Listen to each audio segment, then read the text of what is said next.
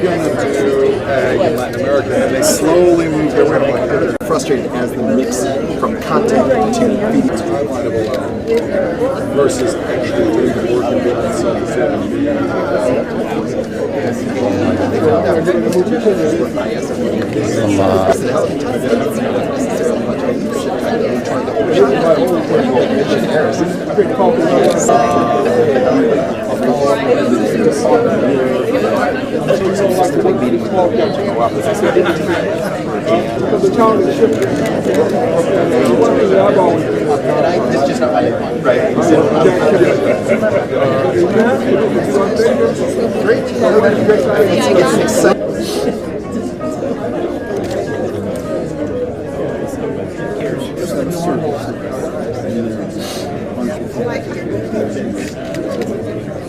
Welcome, Mr. President. Thank you.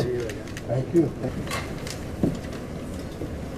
Mr. President, the Honorable Kyle Carter, Mr. Ambassador, who has made the trip, U.S. allies in Africa, I think is one of our more important allies for many reasons.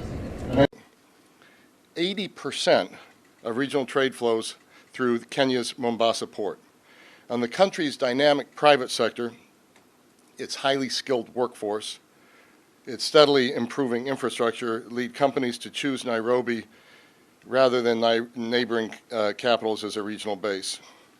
The two countries, it has been reported in the media, may well soon announce negotiations on a free trade agreement. It would be the first U.S. such deal with a sub-Saharan African country. But more than that, it really underscores the recent political, and talk toward this goal, underscores the recent political, structural, and economic reforms that have moved Kenya a full 80 places up the World Bank's Ease of Doing Business Index, further improving the country's attractiveness as a destination for foreign investment. Recognizing Kenya's role as a key regional actor, the United States elevated its bilateral relationship with Kenya to a more ambitious strategic partnership 2 years ago, with commitments made to advance counterterrorism collaboration, defense and security cooperation, and commercial relations. Last year, both countries initiated a series of joint quarterly regional strategic reviews, with the first dialogue, which took place last May in Nairobi, chaired by our very own Dr. J. Peter Pham, acting in his U.S. government capacity. And Peter, it's just terrific to have you here today. Kenya's strengthening relationship with the United States comes at a time when African nations are pulling together to form the first continent-wide free trade zone, but also as democratic norms are weakening in many places.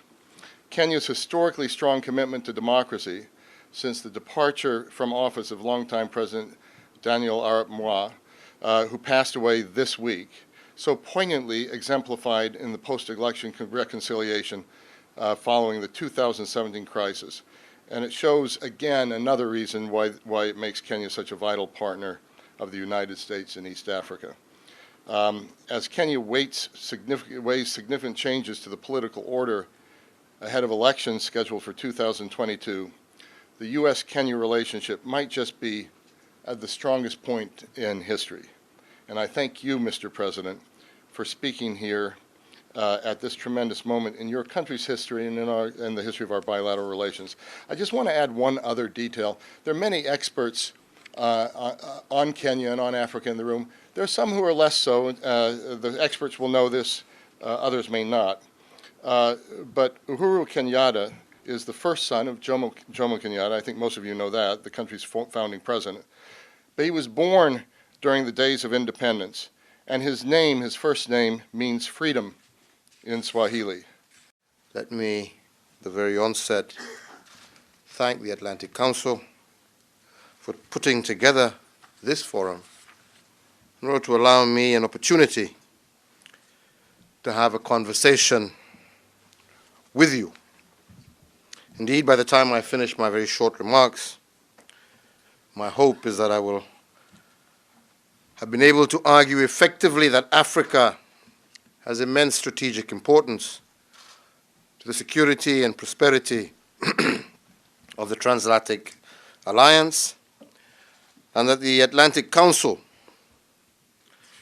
which was founded basically on the premise of advancing that transatlantic alliance.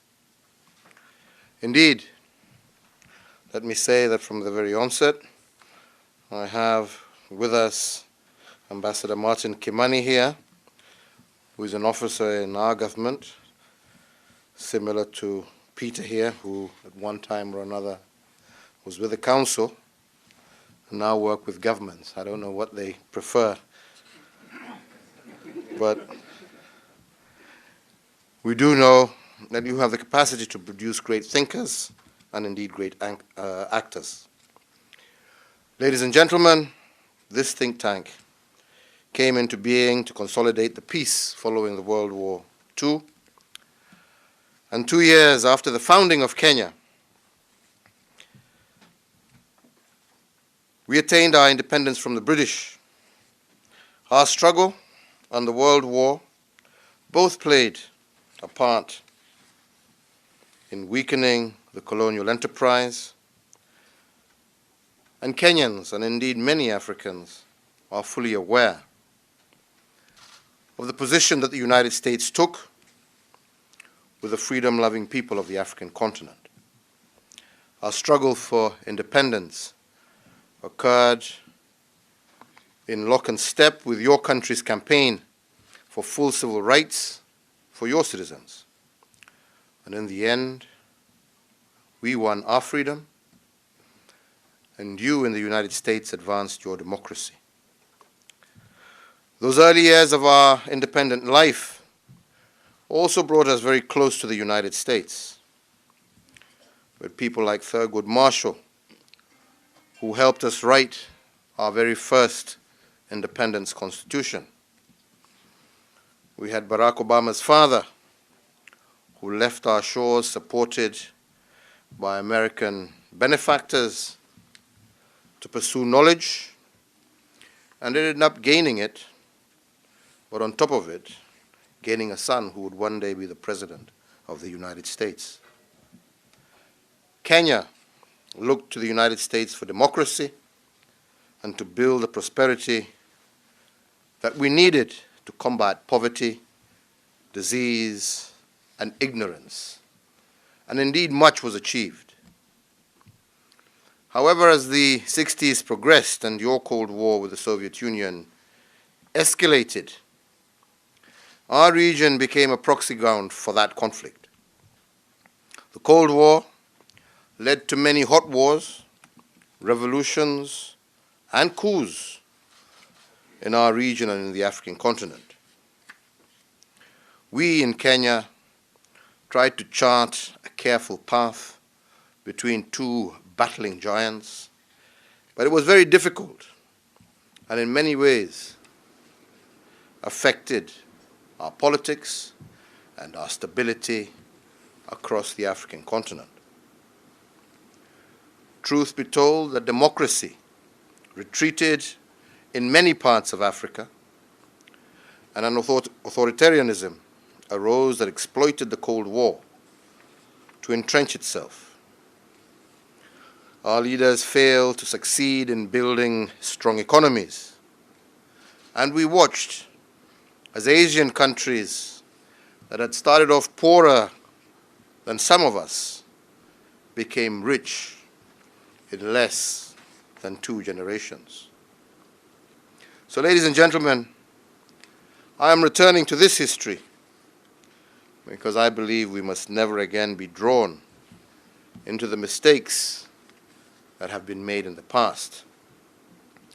You here at the Atlantic Council and your audience must integrate our place in your strategic schemes as more than just a continent producing security threats or unregulated migration that must be countered. We must begin to look at Africa as the world's biggest opportunity. And I believe that if you can dare to look at it with a fresh eye and with a keen sense of history, we can achieve this.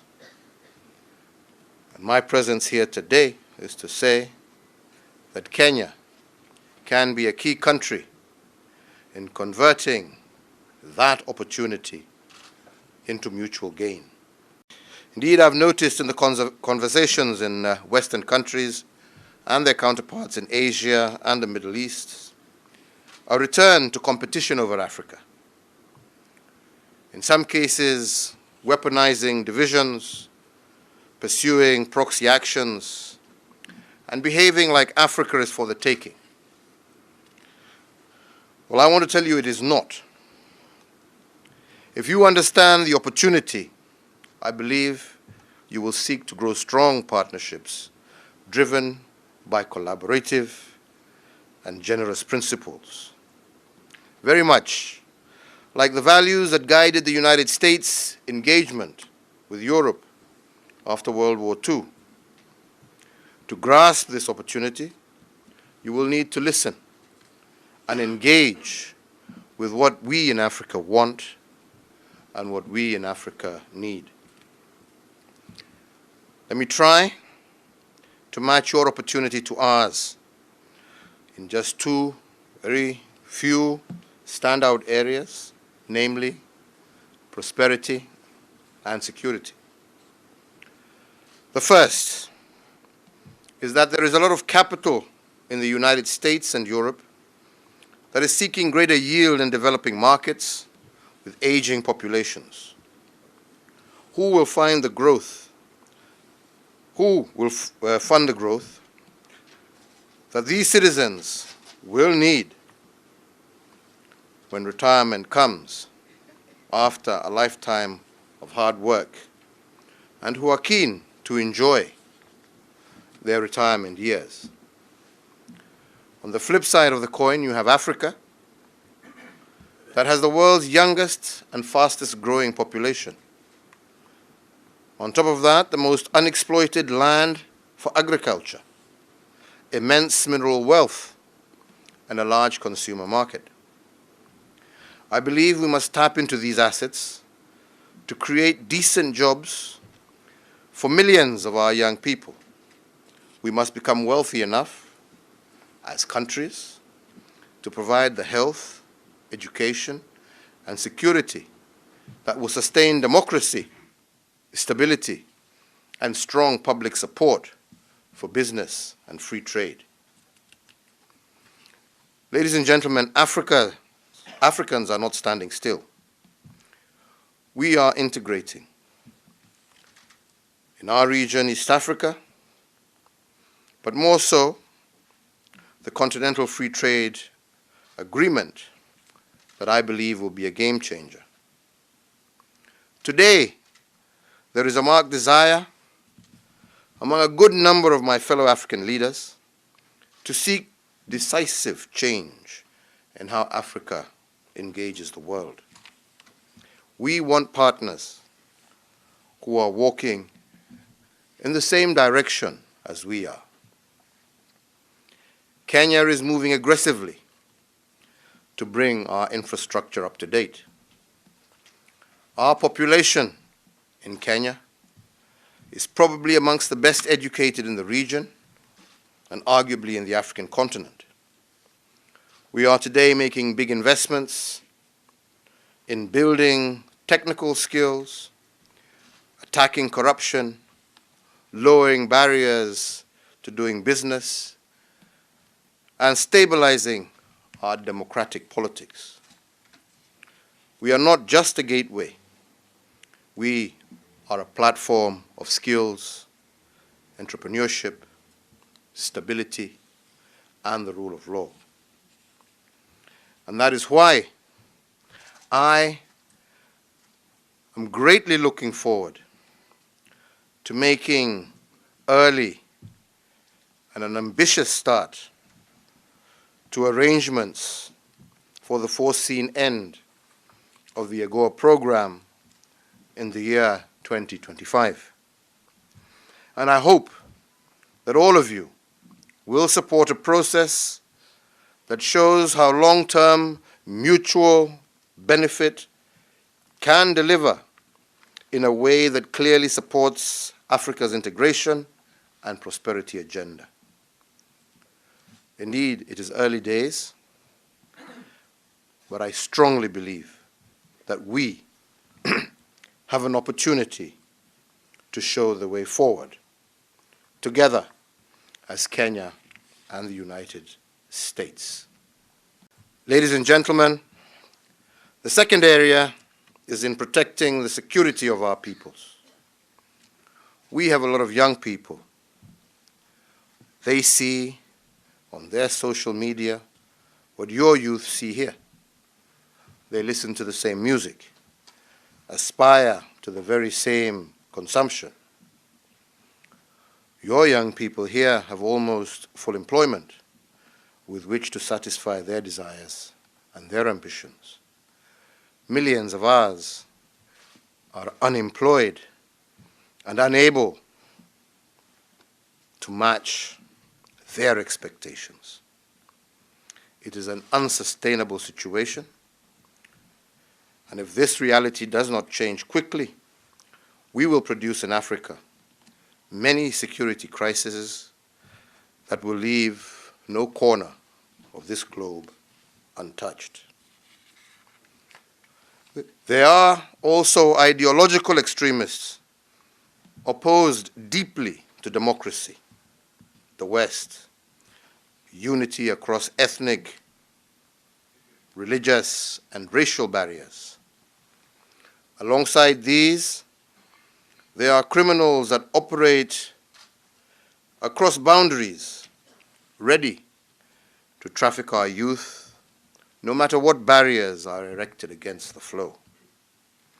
The extremists, militants, and criminals are already uniting to seriously challenge the continuity of states in many parts of Africa and the world.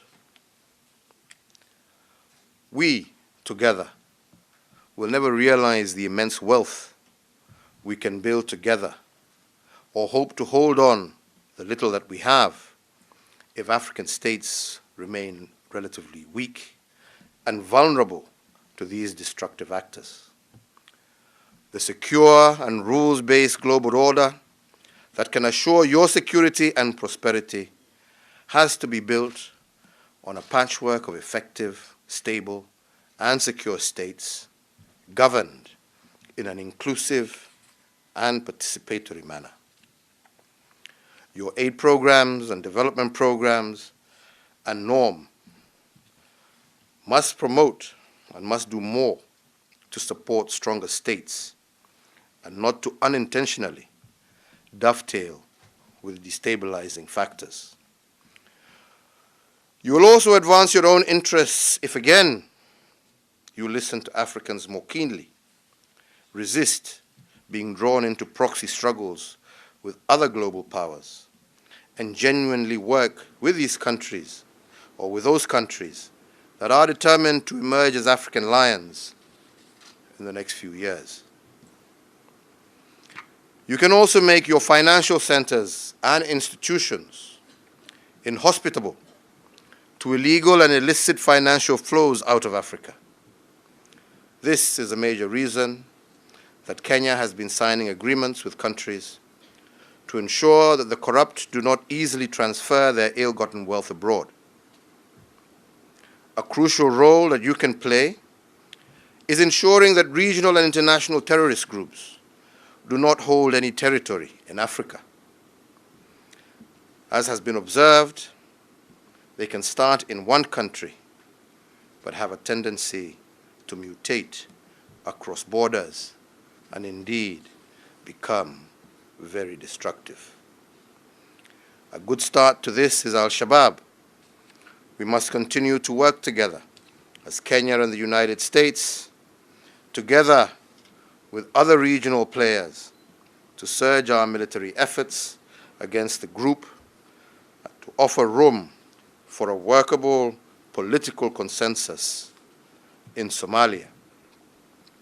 This group's ability to raise finances through contraband and its penetration of businesses and even public sector bodies in Somalia must be challenged at every turn. We are already ramping up an aggressive posture against contraband in our country. The effort to defeat the group would be helped immensely by compliance to countering terrorism financing, fighting money laundering, and other international obligations against terrorism are observed. Regionally, and in Somalia specifically, where the core of the challenge exists, institutions like the Atlantic Council can do a lot to push against agendas that insist democracy is a one-size-fits-all outfit that ends up deeply undermining the sustained strengthening of democracy. I want to be clear here, and please, all of you note that I do not mean we should agree that authoritarian or dictatorial regimes that announce themselves should be taken at their word. The point is that we must give countries the room to engineer new approaches that support and extend democracy in line with their respective realities. It requires being more nuanced in how we make judgments about politics and the resulting interventions that countries like the United States should undertake. In Kenya, for example, political, social, and governance engineering is what we are embarking on in Kenya with our Building Bridges initiative. I will discuss it more at the National Prayer Breakfast Luncheon later this afternoon. And indeed, I do hope that some of you will be in attendance. In a nutshell, the Building Bridges initiative, as we call it in Kenya, is a homegrown solution for a divisive political culture that has often sparked electoral crises over the last 30 years. And its intention is to advance three goals. The first, to preempt any further escalation in the cycle of no-holds-barred political competition by taking early and decisive action to reach out across the aisle. I did this with the Honorable Raila Odinga in March of 2018, at a time when few in Kenya or anywhere imagined that this was possible. The second is to use inclusivity to strengthen the center of politics, which is necessary for democracy in our country to be successful. That center is identified by being able to manifest the qualities of moderation, pragmatism, and a willingness to compromise. Our stepping forward toward one another, without doubt, has helped us disorient the politics of extremism and division. The third is to ensure that the strengthened and more stable center is able to deliver bold reforms that advance inclusion, economic uplift, counters corruption, and strengthens our institutions. So, as a think tank, I believe that you as a council should delve deeper into our Building Bridges initiative process. It is not as simple as it looks, and we have found a number of countries seeking to learn from it in trying to re-engineer their politics and social contracts. We have been open in sharing, and in time, I believe that this may emerge as a unique model that can be adopted and domesticated elsewhere on the African continent. So, ladies and gentlemen, in conclusion, I believe that the United States must dare to imagine and support African-driven solutions. We, together, have the most to gain in making Africa work for its people.